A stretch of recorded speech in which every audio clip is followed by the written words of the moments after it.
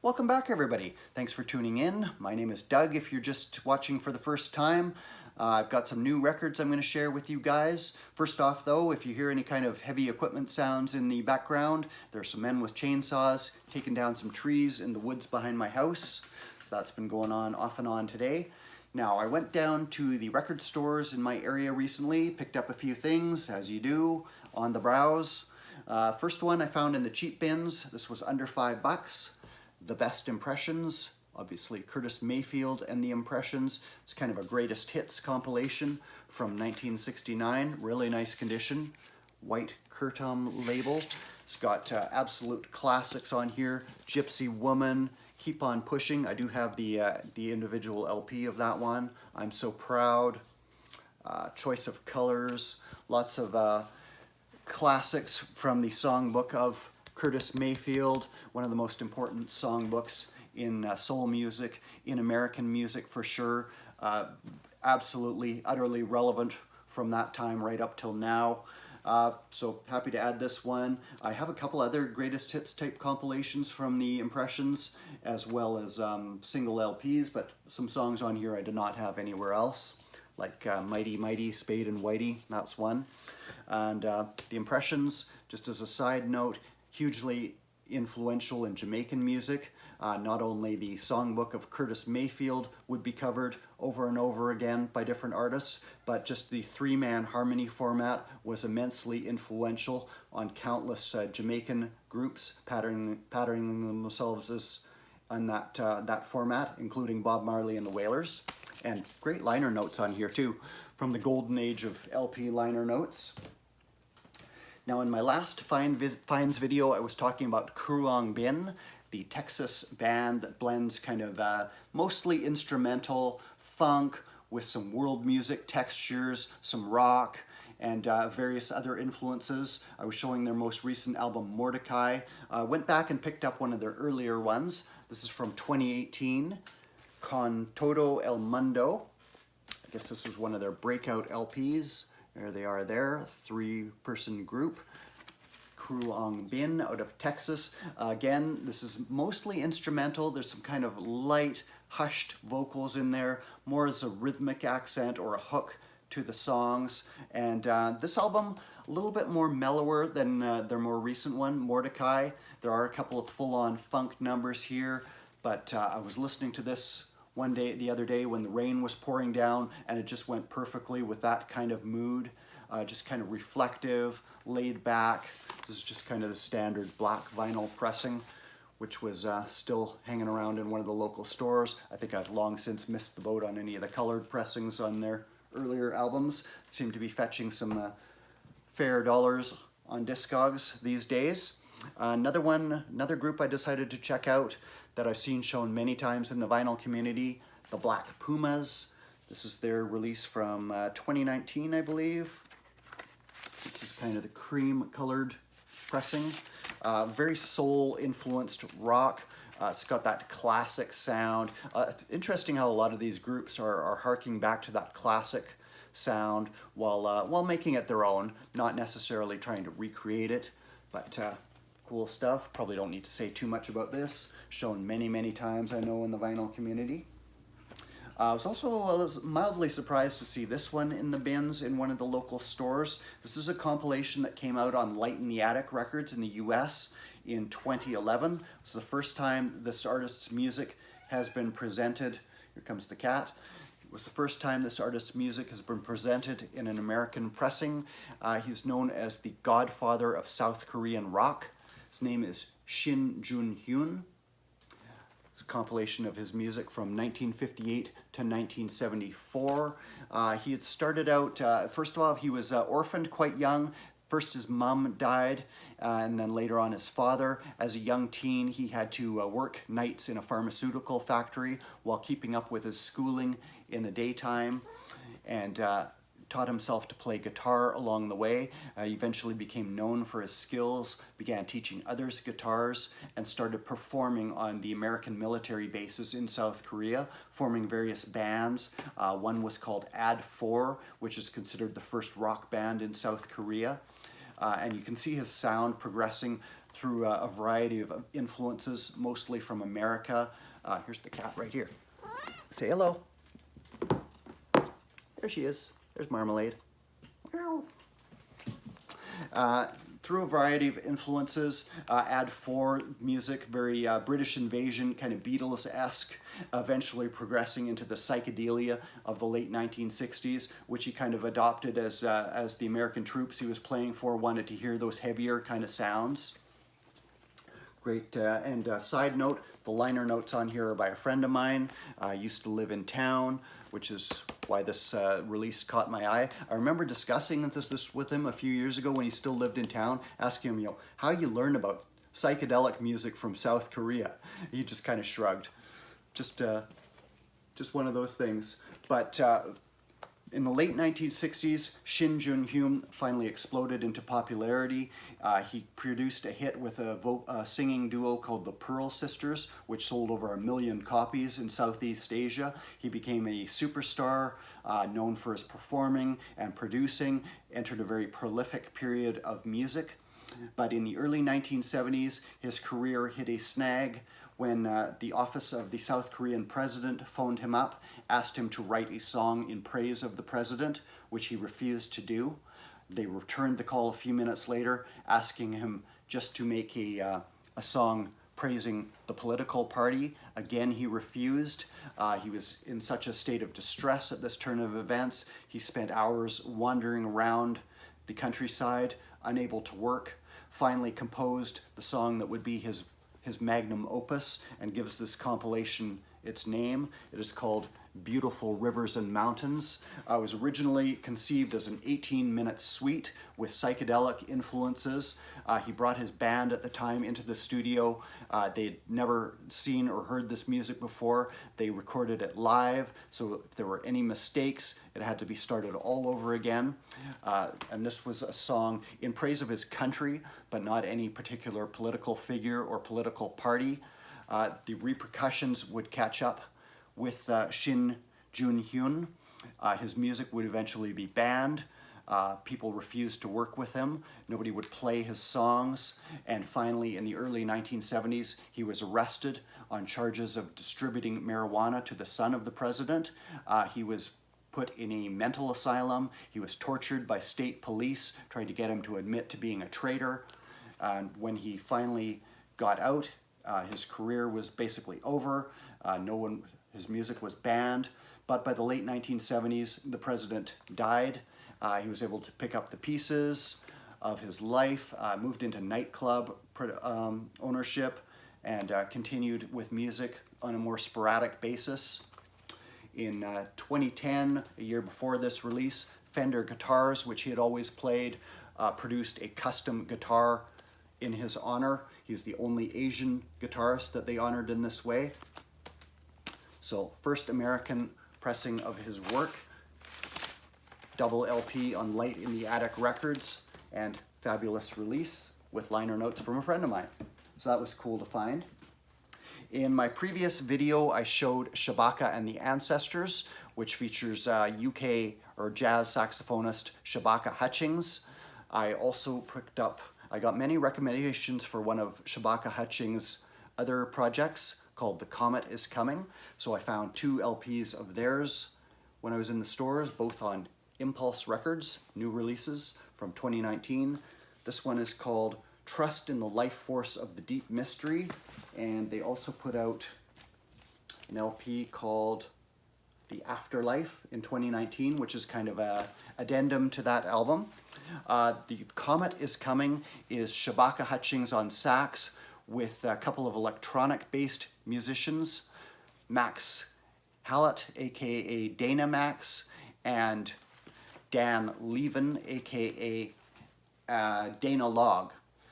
They play drums and keys and synths respectively. So bedrock of kind of electronic beats, electronic synths with Shabaka Hutchings' spiritually leaning jazz to create kind of a cosmic fusion of socially relevant, I guess jazz you would still call it at this point, but definitely incorporating a wide range of influences from far outside what you might think of as jazz. a lot of influences from hip hop, from grime, and just electronic music in general. So very interesting releases. Definitely socially relevant. This has Blood of the Past with a spoken word monologue by Kate Tempest, which is basically bringing up all the horrors of the past and present while the band forges a new musical direction, breaking out of genre distinctions, out of all the barriers of the past, and moving into the future. Future jazz, you might call this. I saw some review that called it a cross between Blade Runner, the sci-fi influence, and the spiritual jazz of like Sun Ra, John and Alice Coltrane, that kind of, it's in that kind of wheelhouse. Lastly, one of my local stores had a vintage reggae haul in, so I went down there. I'd seen a video from them a week or so before I went down. They had some absolute classics on original pressings, Super Ape, Justin Hines and the Dominoes Jezebel album. I have all of those, and they were gone by the time I got there. But I did find some more obscure ones.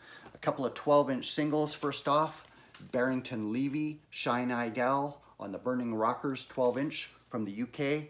1979, I believe, on this. Barrington Levy hitting on all cylinders at this time. One of the early dance hall singers, and this is one of his classic songs.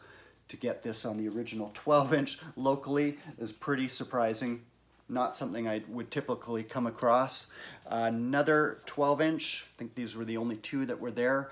Original DEB label, Dennis Brown's label out of the UK. Many of these were UK pressings. This is, A-side is Junior Delgado's Trickster, which was a big hit. And also the B-side is another banger, Carlton and the Shoes, Better Days. Now, Carlton and the Shoes had put out a classic album in the late 1960s, early 1970s called Love Me Forever, criminally unavailable in any kind of recent or high-quality pressing. I only have it on CD. Carlton and the Shoes, Love Me Forever. They were led by Carlton Manning, who was part of the Manning Brothers. A couple of his brothers were members of the Abyssinians vocal group, so the two groups were kind of interrelated. This LP was very romance-drenched songs in the classic Jamaican format with the Studio One sound. Absolute classic from the Studio One label. But Better Days, that later song, is from late in the 70s, much heavier, brooding sound with somewhat of the heavy spiritual roots vibe of the Abyssinians. So very nice to get that. Very hard to find anything by the Carlton and the Shoes on original vinyl, and criminally underserved by more recent reissues. This was another one that was there, John Holt, World of Love. This is on the Micron label. From 1977, another Bunny Lee production. Bunny Lee just celebrated his 79th birthday very recently.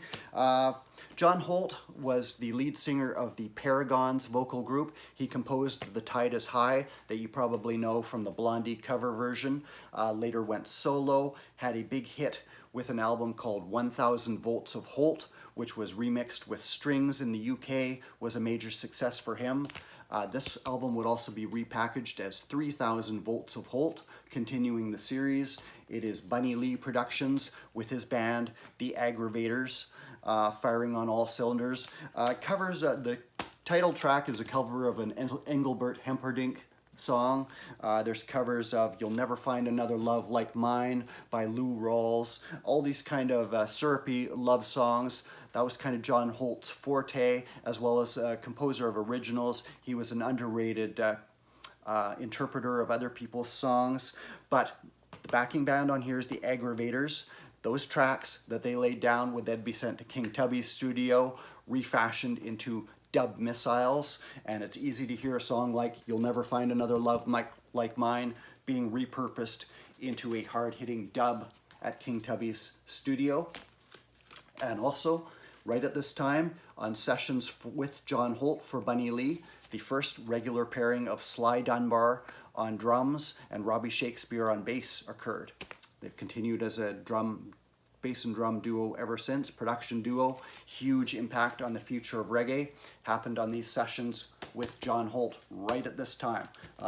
First pairing of them on a song was not on this album, I think, but definitely in the same sessions. Next one, very unusual to see in my area, probably known to people in the UK. It is the Mexicano, Move Up Starsky. This is an LP on the Pioneer label, fairly nice condition. 1977-ish, I believe, on here. The Mexicano, he is actually the brother of Eddie Grant. You might know from Electric Avenue fame, Guyanese descent. Eddie Grant was also in a group called the Equals. His brother Rudy was a reggae DJ originally under the pseudonym of the Mexicano. His hit Move Up Starsky, referencing the TV show Starsky and Hutch, was a big hit on the UK market. Probably not that well known outside the UK, but just very unusual to find this in my area, so I was happy to find it. And it's all DJ tracks very much in the Jamaican style, kind of a U-Roy influence, I would say, on here. That's the British reggae DJs were trying to sound Jamaican at this time. That was where the sound was coming from, the sound they wanted to emulate. It would take a little while before they would fashion their own identity. But the Mexicano, very nice reggae DJing album. Last one I found there was a very rare one I've never even seen before. It is by Tommy Cowan and Thunder, The King's Music. There's his Imperial Majesty right there. This is from 1982 by Tommy Cowan with his wife Carlene Davis, reggae singer, doing backup vocals. Also members of the Zap Pow group. Beresford Hammond on backup vocals, became a superstar in his own right in the 1990s and onward, and members of Zap Pow, David Madden on horns, various others, Lloyd Parks on bass, and this appeared on the Mike Productions label. Tommy Cowan was a member of a Jamaican vocal group, the Jamaicans. They had a huge classic hit with Baba Boom. Later went into production. He produced The Same Song by Israel Vibration, classic album. Also in one of my dub videos, I was showing Rasclat dub recently on the Grunation label. He produced that. This is another one with himself as a singer, artist. He was also involved with what was called the Talent Corporation, producing other artists. So he was heavily connected in the reggae music industry, knew everybody, worked with Bob Marley. He was the MC for the early Sunsplash reggae festivals. He was involved with promoting Bob Marley's One Love concert, as well as his appearance in Zimbabwe, I believe. So heavily connected, very roots-oriented tracks on here. Covers of Devon Irons' Jerusalem, Bob Marley's Lick Samba, not really one that gets covered that often or versioned. And some traditional Rastafarian chants, Conquering Lion. Tommy Cowan was very Rastafarian, a devout Rasta at this time, later became a Christian and started working in gospel music as well as becoming a minister. So Tommy Cowan, very, very rare and obscure one.